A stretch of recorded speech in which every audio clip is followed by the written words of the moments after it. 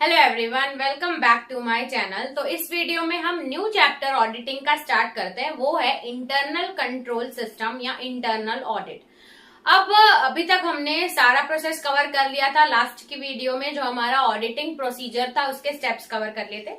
ये चैप्टर से भी क्वेश्चन आते हैं। अगर आपका 8 नंबर का क्वेश्चन आता है तो आपको पूछ सकता है इंटरनल ऑडिटिंग और या तो उसके ऑब्जेक्टिव्स या करेक्टरिस्टिक्स आप जो अभी मैं वीडियो में पढ़ाऊंगी उससे ही कुछ 3 पॉइंट लिख के अगर लिखेंगे तो वो करेक्टरिस्टिक्स बन जाएंगे। स्पेसिफिक करेक्टर्स हमको इसमें पढ़ने की जरूरत नहीं है।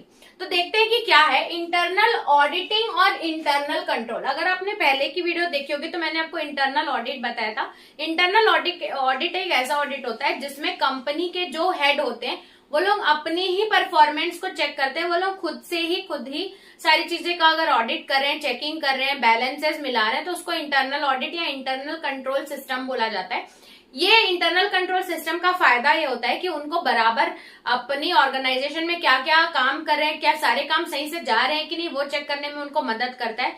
प्लस वो अपने गोल के कितना करीब है या क्या उनकी मिस्टेक हुई है या उनका स्टाफ अच्छे से काम कर रहा है कि नहीं, ये सब फाइंड करने में मदद करता है। तो ये है इंटरनल ऑडिट या इंटरनल कंट्रोल सिस्टम। अब मैंने 2 तरीके की बातें लिखी हैं। सबसे पहले हम ये जानते हैं कि ऑडिट, इंटरनल ऑडिटिंग या इंटरनल कंट्रोल सिस्टम क्या होता है। तो ये एक best regarded indicating the whole system, यानी कि एक जो ओनर रहता है वो कंपनी को कैसे कंट्रोल करता है वो सिस्टम बता रहा है। इसमें फाइनेंशियल और अदरवाइज भी जो भी मैनेजमेंट का इंटरनल चेकिंग होती है वो सब भी इसमें रहती है in the conduct of business. इसमें इंटरनल कंट्रोल, इंटरनल ऑडिट, ये मतलब ऑर्गेनाइजेशन में सारे काम एज पर प्लान हो रहे हैं कि नहीं उसको चेक करना को हम बोलते हैं इंटरनल ऑडिटिंग। ठीक है, ये पहले की भाषा में अगर हम बोला जाए तो ऐसे डेफिनेशन लिखती थी, लेकिन अभी इसको आप देखोगे तो इसके 2 एस्पेक्ट्स हैं। एक होता है इंटरनल कंट्रोल ही, लेकिन आप इसमें एडमिनिस्ट्रेटिव कंट्रोल भी पढ़ते हो और अकाउंटिंग कंट्रोल भी पढ़ते हो। एडमिनिस्ट्रेशन मतलब क्या होता है कि सब काम सही से हो रहा है कि नहीं, क्या स्टाफ अच्छे से लग रहे हैं कि नहीं, क्या सामान सही से मैनेज, यानी कि काम अच्छे से कैसे हो रहा है उसको मैनेज करने को एडमिनिस्ट्रेटिव कंट्रोल बोला जाता है। Plan of organisation and the procedure, जो भी रिकॉर्ड्स है, प्रोसीजर है जो कि डिसीजन मेकिंग से रिलेटेड अगर है तो वो एडमिनिस्ट्रेटिव कंट्रोल है। लीडिंग टू मैनेजमेंट ऑथराइजेशन, यानी कि मैनेजमेंट कैसे डिसीजन ले रही है, मैनेजमेंट का कितना पावर है, क्या काम हो रहा है, वो सब। ठीक है, तो ये एडमिनिस्ट्रेटिव कंट्रोल रहता है। अब इंटरनल कंट्रोल में ही दूसरा रहता है अकाउंटिंग कंट्रोल। जो भी फाइनेंस या पैसे से लेके मुद्दे होंगे उसको चेक करने को हम बोलते हैं फाइनेंशियल कंट्रोल या अकाउंटिंग कंट्रोल। जैसे plan and procedures are records that concern with safeguarding assets और जो लाइबिलिटी ऑफ रहेगी या फाइनेंशियल रिकॉर्ड्स जो रहेंगे उसको चेक करना, उसके बारे में स्टेप वाइज जानकारी लेना, उस प्लान को चेक करना, जो भी फाइनेंशियल रिलेटेड मैटर है उसको अकाउंटिंग कंट्रोल बोला जाता है। अब इंटरनल कंट्रोल की डेफिनेशन में हम एडमिनिस्ट्रेशन और अकाउंटिंग कंट्रोल भी पढ़ते हैं।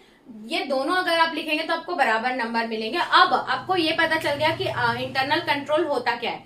अब देखेंगे कि ऑब्जेक्टिव्स क्या रहते हैं, इंटरनल कंट्रोल क्यों किया जाता है। तो हम पहले से ही पढ़ते आ रहे हैं कि अकाउंटिंग में मिस्टेक ना हो या कोई फ्रॉड ना हो, ये सब चेक करने के लिए तो दिया है टू अवॉइड वेस्ट और इनएफिशिएंसी, काम करते टाइम वेस्टेज या फ्रॉड ये सब ना हो, इसीलिए हम चेक करते हैं, इंटरनल ऑडिट करते हैं। और एक्यूरेसी आए और रिलायबिलिटी, यानी कि ऐसा काम हो जिसपे हम भरोसा कर सकें।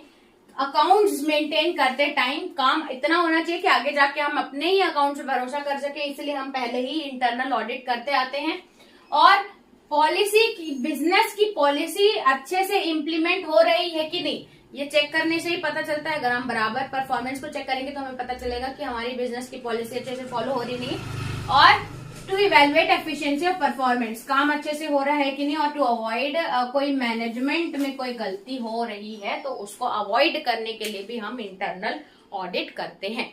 ठीक है, तो ये बहुत ही आसान है। अगर आपका 8 नंबर का क्वेश्चन आएगा तो आप इतना और ऑब्जेक्टिव्स को एक्सप्लेन करेंगे तो हो जाएगा। अगर आपको करेक्टरिस्टिक्स पूछना है तो इंटरनल ऑडिट के बारे में इनमें से ही कुछ पॉइंट लिखेंगे, वही करेक्टरिस्टिक्स हो जाएगा। तो इस वीडियो में इतना ही रखते हैं। आई होप आपको समझ में आया होगा। तो चलते हैं नेक्स्ट वीडियो में, देखते हैं इस चैप्टर का नेक्स्ट टॉपिक। तब तक के लिए थैंक्स फॉर वॉचिंग।